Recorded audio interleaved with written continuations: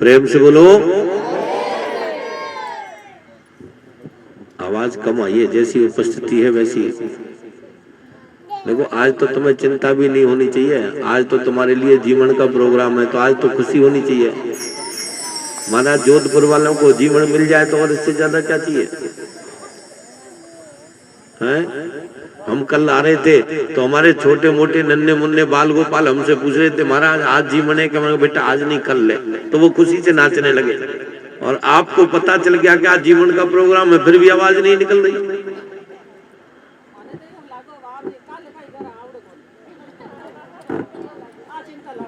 भैया आज की चिंता करो, कल का क्या पता, रात को सोने के बाद सुबह उठे उठे ना उठे, क्या भरोसा है जिंदगी का। अभी तो थोड़ी देर पहले भजन सुनाया था, क्या भरोसा है इस जिंदगी का, साथ देती नहीं है किसी का। आज को देखो, आज जिसका सुधर जाएगा उसका कल अपने आप सुधर जाएगा, क्योंकि आज जो हम जी रहे हैं ये कल का किया हुआ जी रहे हैं। आज जो जी रहे हैं वो कल जिएंगे, उसको कल मिलेगा। तो आज का सुधर जाए, कल की तो परमात्मा फिर दिखेंगे। प्रेम से बोलो। आगे श्रीमद् भागवत में कथा आती है।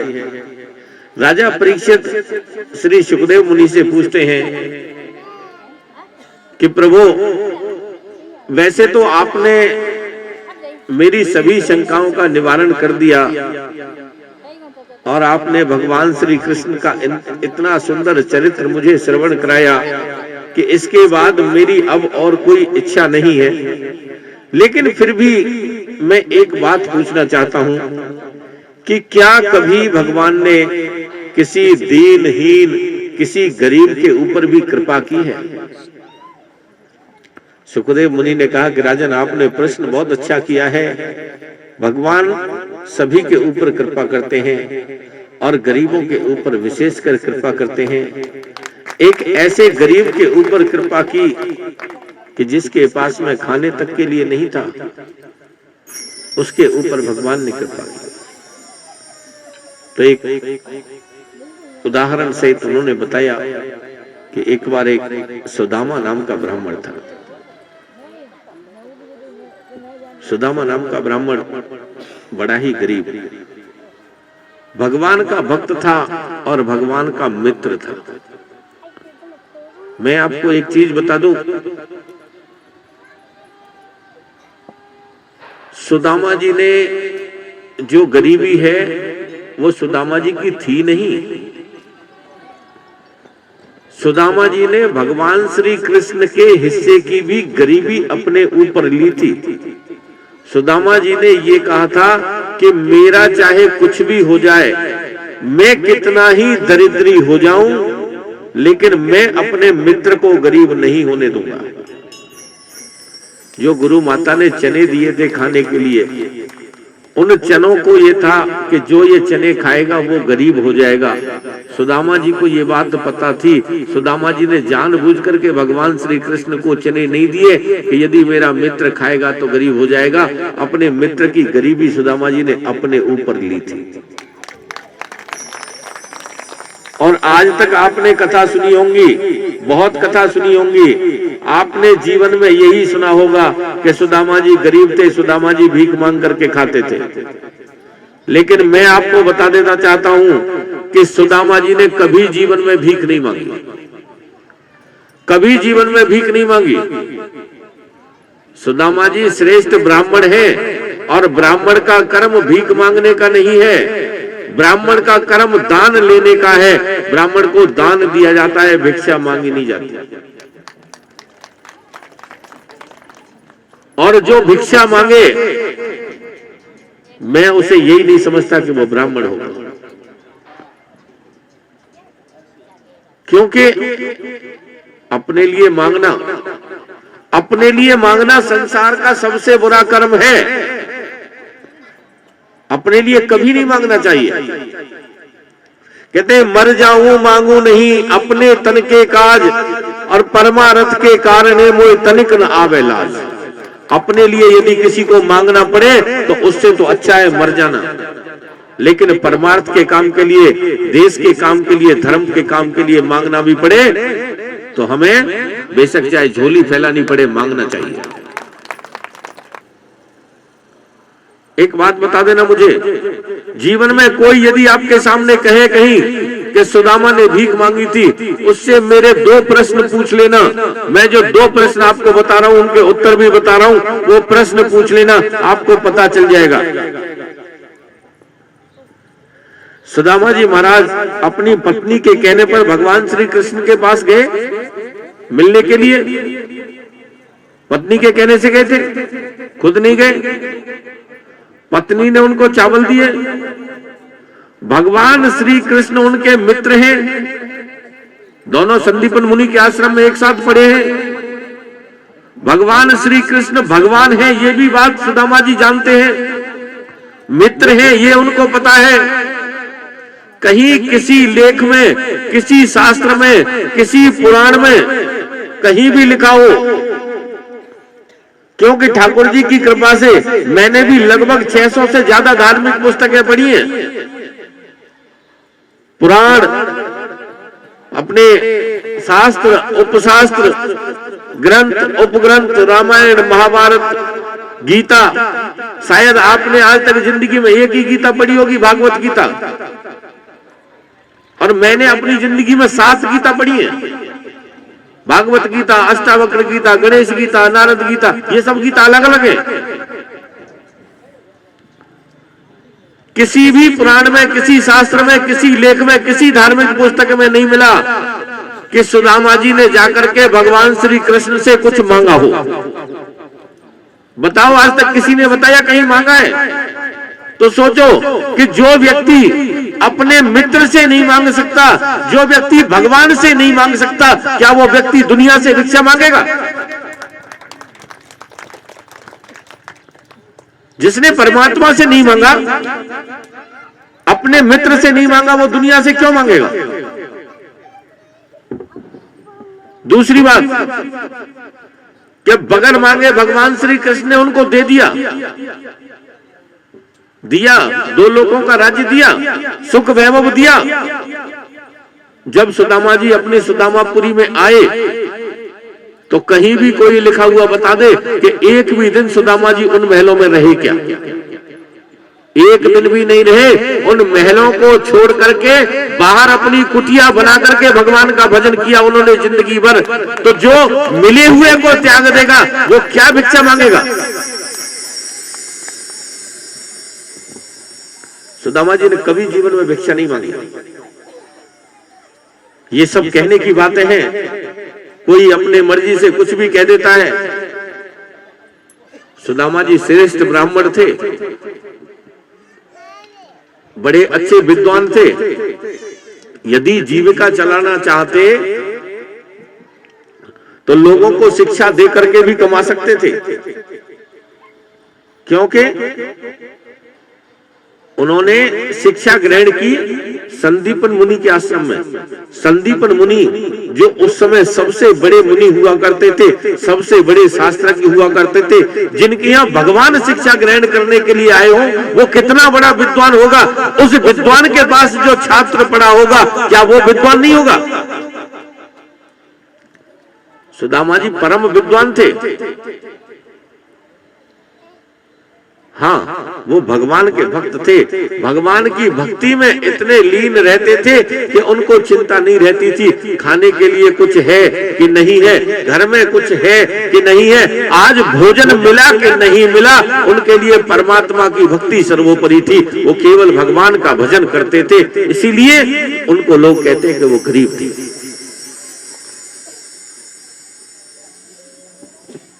गरीब नहीं, मैं तो कहता हूं वो उस समय के सबसे बड़े धनवान व्यक्ति थे मेरी नजर में, क्योंकि धनवंता ते ही जानिए जब राम नाम धन होए। जिसके पास राम नाम रूपी धन है वो सबसे बड़ा धनवान है। ये रुपए पैसे ये कोई धन ज्यादा बड़ी चीज नहीं है। ये क्या है? माया। आज तुम्हारे पास है कल नहीं होगी, आज तुम्हारे पास है कल किसी और के पास होगी। खूब पैसा कमा लो, खूब पैसा कमाओ, जिंदगी में जो आपके भाग्य में है उतना ही मिलेगा आपको। यदि थोड़ा ज्यादा कमा लोगे महाराज तो डॉक्टरों को देना पड़ जाएगा, बीमारी लग जाएगी। उससे ज्यादा कमा लिया तो कहो तो कोई केस लग जाए, उससे ज्यादा कमा लिया कहो कोई चोर डकैती आ जाए घर में से चुरा के ले जाए, और ज्यादा कमा लिया इनकम टैक्स वाले आ जाए, और ज्यादा कमा लिया तो आजकल तो ईडी का भी चक्कर चला हुआ है, ईडी वाले भी आ जाए। जितना अपने भाग्य में है उतना ही भोग सकते हैं हम, भाग्य से ज्यादा किसी को कुछ नहीं मिलता। और ध्यान रखना, संसार में 3 चीजें सब अपने भाग्य का लिखा करके लाती हैं, गऊ, ब्राह्मण और कन्या, ये अपने भाग्य का लिखा करके लाते हैं, इनको हम कुछ नहीं देते अपने पास से। गाय को जो हम भोजन कराते हैं तो गाय अपने भाग्य का हमें दे करके आती है, पहले गाय ने हमें दिया हुआ होता है, हम वो गाय को देते, गाय अपने भाग्य का उनको नहीं देते। ब्राह्मण संत वो अपने भाग्य का आपको लिखा करके लाते हैं, परमात्मा ने उनके भाग्य का आपको दिया हुआ होता है, आप उनको देते हैं। और कन्या आप अपने भाग्य का लिखा करके लाती है पिता के लिए, जो कन्या को दिया जाता है, कन्या को दिया जाता है जो इस बात का प्रमाण है, आप देख लेना, जिसने शादी की होगी, जिसने बेटी की शादी की होगी, और ज्यादातर की बात बता रहा हूं मैं, ज्यादातर व्यक्तियों का भाग्य तो जब ही चमकता है जब उनके घर में बेटी पैदा हो जाती है। जिसने बेटी की शादी की होगी, बेटी का कर्जा उसके ऊपर ज्यादा दिन नहीं रहा होगा, कुछ दिन में उतर गया होगा। और महाराज जिस आदमी ने बेटे की शादी में कर्ज लिया होगा, मेरी गारंटी है इस बात की कि उसे कर्जा चुकाते चुकाते नानी याद आ गई होगी, जिसने बेटे की शादी में कर्जा लिया।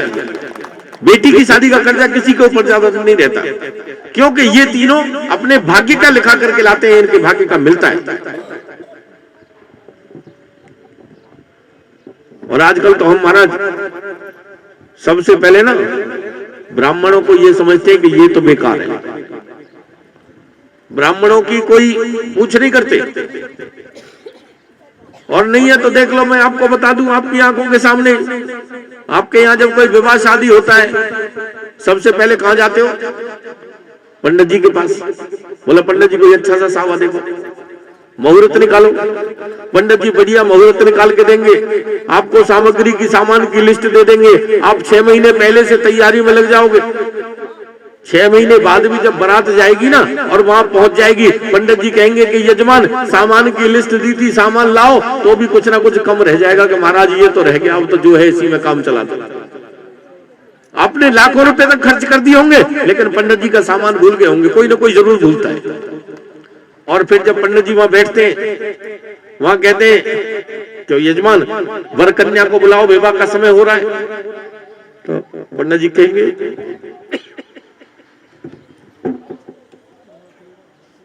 कि महाराज अभी रुक जाओ, अभी तो थोड़ा स्टेज प्रोग्राम चल रहा है, फोटोग्राफी हो रही है वहां।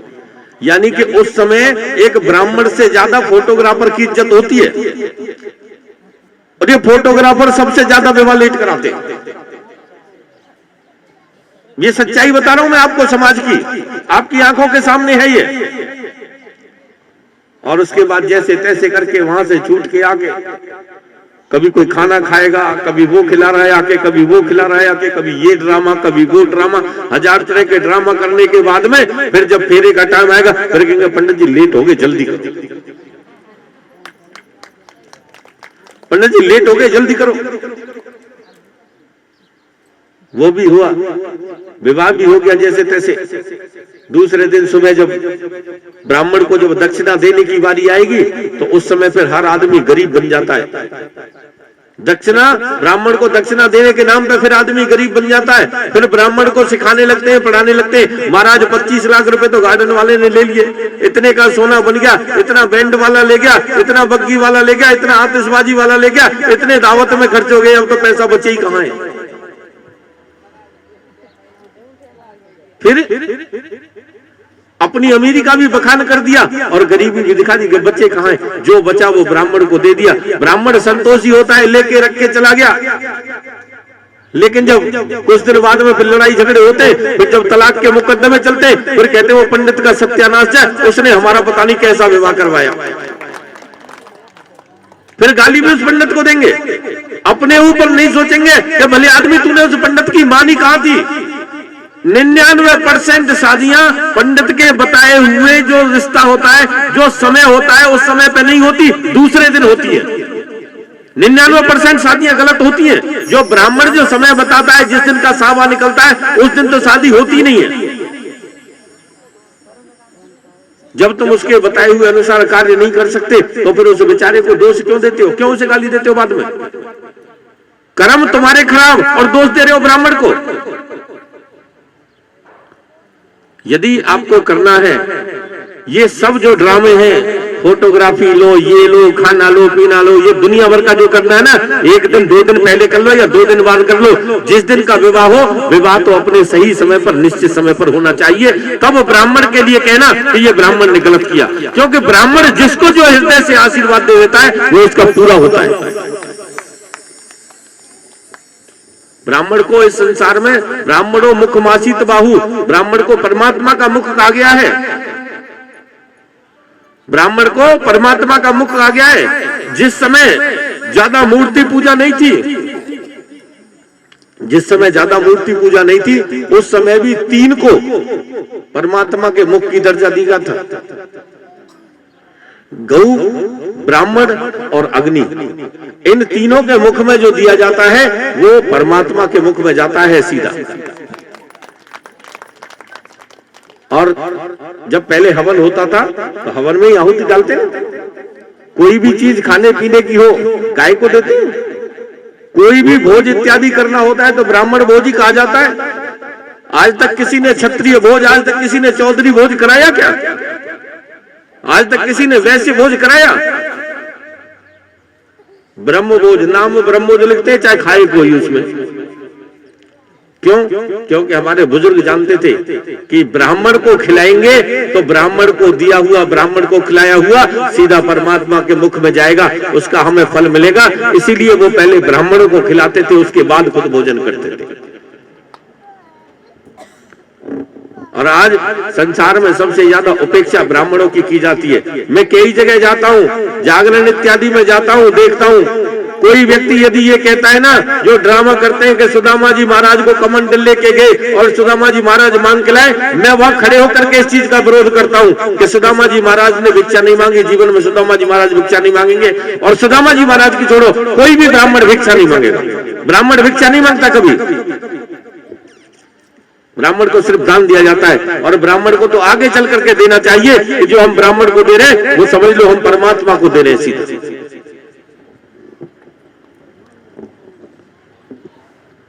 तो सुदामा जी महाराज बड़े श्रेष्ठ ब्राह्मण थे, कभी भिक्षा नहीं मांगे। उनका चरित्र इस तरह का दिखाया गया है कुछ लालची लोगों के द्वारा, जिसका हम विरोध करते हैं।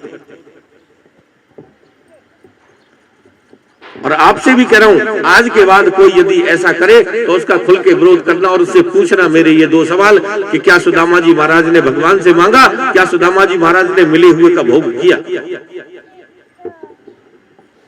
प्रेम से बोलो।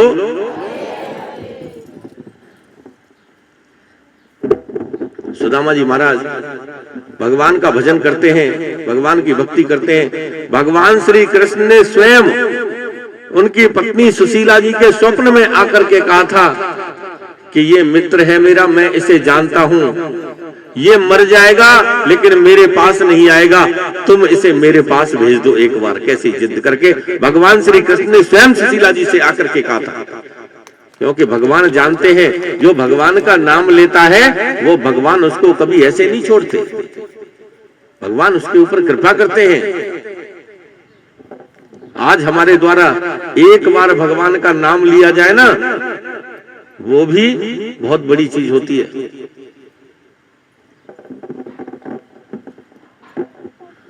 और सुदामा जी महाराज तो दिन रात भगवान का नाम जाप करते थे, उनको भगवान कैसे भूल सकते हैं? भगवान ने स्वयं आकर के कहा, सुशीला जी ने कहा कि नाथ तुम द्वारिका चले जाओ, इस नगर में गुजारा नहीं है, दूर कर देंगे दुख मुरली वाले और कोई सहारा नहीं है। नाथ तुम द्वारका चले जाओ, इस नगर में गुजारा नहीं है।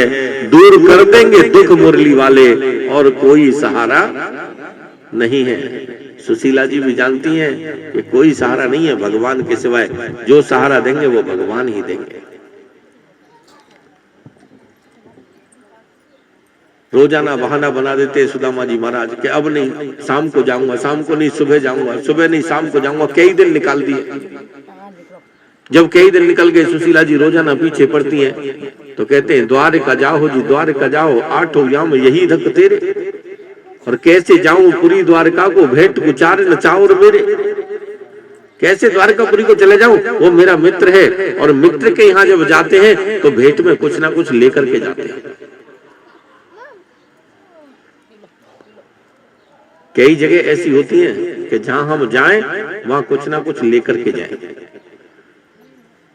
एक हमारी छोटी बहन के घर, हम हमारी छोटी बहन के घर जाएं तो जरूर कुछ ना कुछ लेकर के जाएं, कभी खाली हाथ ना जाएं। गुरु के यहाँ जाएं तो खाली हाथ ना जाएं, कुछ ना कुछ लेकर के जाएं। राजा के यहाँ जाएं तो कुछ ना कुछ लेकर के जाएं, और भगवान के दर्शन करने के लिए जाएं तो कुछ ना कुछ लेकर के जाएं। और मैंने आपको पहले दिन बताया था कि कथा में भी जब आए तो कुछ ना कुछ लेकर के आए, और यहाँ से कुछ ना कुछ लेकर के जाएं।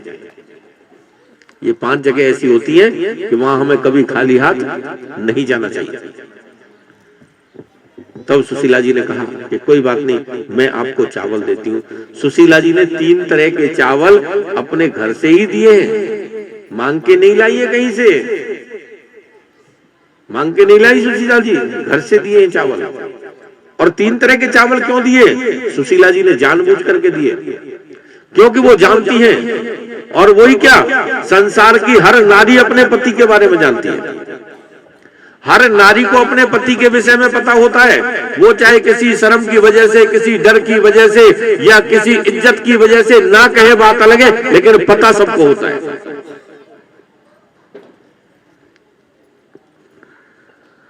सुशीला जी को पता है कि सुदामा जी जाएंगे तो ये अपने मित्र से मांगेंगे नहीं कुछ, और हमें सहायता की जरूरत है। मित्र को पता कैसे चले कि हमारे पास गरीबी है? तो 3 तरह के चावल रखे कि भगवान जब देखेंगे कि इसके घर एक तरह के चावल भी नहीं है खाने के लिए, 3 तरह के चावल है, तो वो समझ जाएंगे कि गरीबी है। तो भगवान श्री कृष्ण को समझाने के लिए 3 तरह के चावल रखे।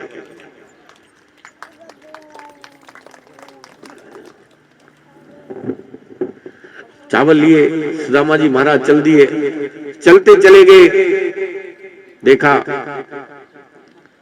पांव में कांटे लगे हैं, पांव में छाले पड़ गए। सामने एक नदी आती है, नदी को पार कैसे किया जाए? भगवान श्री कृष्ण स्वयं नाव लेकर के वहां आए, रूप बदल के, और कहा कि बैठो, पार उतार देता हूं। सुदामा जी ने पूछा कि आप पार उतार दोगे? तो कहा कि हाँ, मेरा काम ही पार उतारने का है। अब भगवान का तो काम ही पार उतारने का है। जो भगवान के दरवाजे पे चला जाए, भगवान उसे भवसागर से पार उतारते ही उतारते हैं। अब भगवान भी थोड़े से विनोदी स्वभाव के, सुदामा जी बैठ तो गए। अब भगवान ने बैठते कहा कि अच्छा कितने दोगे? बोले पैसा। उतार उतार उतार। नीचे उतर गए सुदामा जी। बोले नहीं, हम तो पैदल ही चले जाएंगे, तुम जाओ अपनी नाव लेकर। फिर उनको कहा कि कोई बात नहीं, आप बैठो मेरी नाव में, मैं आपको पार उतार देता हूँ। सुदामा जी महाराज को नाव पार करवाई भगवान ने स्वयं। सुदामा जी महाराज को पता नहीं है कि भगवान है, ये रूप बदल के आए। पार हुए, थोड़ी दूर आगे चले तो कहते हैं कि चलत चलत जब विप्र के पायन वाड़ी पीर, सोयो पाम पसार के नदी गोमती तीर। जब विप्र के पैरों में जलन होने लगी, कांटे चुभने लगे, छाले पड़ गए, तो नदी के किनारे, गोमती नदी के किनारे पर सुदामा जी महाराज लेट गए कि हे द्वारिका के वासी, लीजो खबरिया मेरी, अब है दुखों के सागर, तूने क्यों नजरिया फेरी। हे द्वारिका के वासी, लीजो खबरिया मेरी। जब द्वारिकावासी से उन्होंने ध्यान लगाया तो भगवान श्री कृष्ण ने योग माया को आदेश दिया कि जाकर के मेरे मित्र को और सुदामा को यहां पर ले आ। योग माया सुदामा जी महाराज को द्वारिकापुरी में लेकर के गई। द्वारिकापुरी में सुदामा जी महाराज पहुंचे तो देख करके पूछने लगे, अरे भैया ये कौन सा गांव है, कौन सा नगर है? तो बताया कि ये द्वारिकापुरी है। कि द्वारिकापुरी है भैया, इसमें हमारे कृष्ण का घर कहाँ है? किसी ने बताया कि वो जो सबसे ऊंची ऊंची अट्टालिकाएं दिखाई दे रही हैं, जो सबसे ऊंची ऊंची अट्टालिकाएं हैं वे श्री श्री सुदामा जी महाराज का ही महल है। सुदामा जी महाराज का महल है, वहां चले जाओ। बाबू सुला दे, जाओ ऊपर से बाबू सुला दे के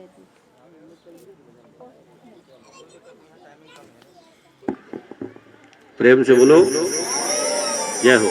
आइए श्री गौरी शंकर सोनी जी पधारिए, आपका स्वागत है।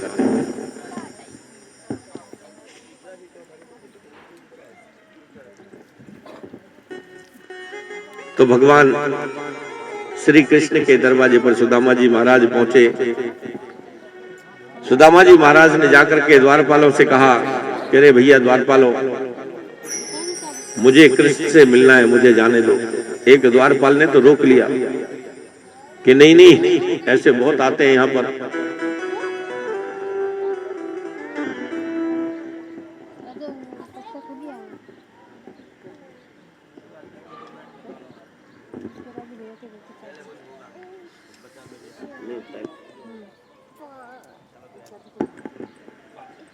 प्रेम से बोलो।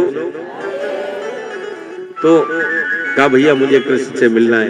उसने कहा नहीं, लेकिन दूसरा मित्र बोला कि भैया इसे मिलवाओ जरूर, क्योंकि ये जिस भाषा में बोल रहा है वो मित्र की ही भाषा हो सकती है। मित्र की भाषा अलग होती है बोलने की, पता है ना आपको। जो बचपन का कोई मित्र आ जाए तो वो नए नाम से नहीं पुकारता। किसी का यदि वो बचपन में टुंडा कह के पुकारता होगा, बूढ़ा होने के बाद भी कहा टुंडा है क्या, ऐसे ही बुलाएगा। तो मित्र की भाषा अलग होती है अपनी, तो वो पहचान गया कि ये मित्र की भाषा है। तो जाके सुदामा जी महाराज ने कहा, निवेदन किया, तो आप भी सुदामा जी महाराज के साथ चले। अरे द्वारपालो कन्हैया से कह दो, मिलने सुदामा गरीब आ गए।